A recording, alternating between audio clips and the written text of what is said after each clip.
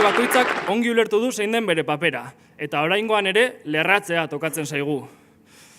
Bizi dugun momentu historiko honen aurrean, milaka gara herria eraikitzen jarraitzeko hautua egin dugun gazteok, eta borroka hori ahalik eta espazio gehienetara eramateko prest gaude. Erronka ez da makala. Alfonso Alonsok, uste genuen ezetz, baina jarraitzen dute. Alfonso Alonsok ostiralean esan zuen, Partido Popularraren lehen helburu nagusia dela EH Bilduk ez gobernatzea Araban. Eta bi gogoeta datozkit, lehen gogoeta, Alonsok informazio zona dauka. Ze baieztatzen du EH Bildu Araban gobernatzeko moduan dagoela. Eta bigarren gogoeta, ondela gutxi ere, plantatu zuten, beren helburua zirela, Marotoa gobernatzea, alkate izatea orain dela 4 urte, eta Madrilgo diputadua orain dela 2 aste. Ez du ematen, beren helburua markatzen dituztenean oso fin dabiltzala. Beraz, esara dio moduan, no hay 2 sin 3.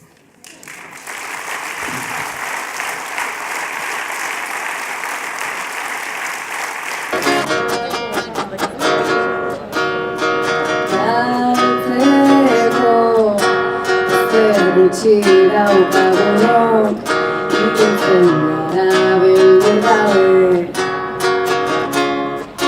Basan mortu eta lugorri errenak zeharkatu azena aurkintuz erantzun zailenak. Azken legealdietan gobernuan egon diren eskutik hiri hau atzean gelditzen joan da.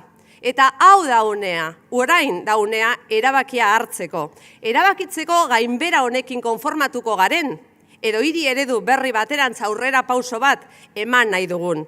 Feminismoarekin kaleak bete duten hiria, pentsionistekin, hezkuntzarekin, martxoak 3ekin, edo eskubide berdintasunean kaleak bete dituen gehiengo eraldatzaileak hartu behar du erabakia.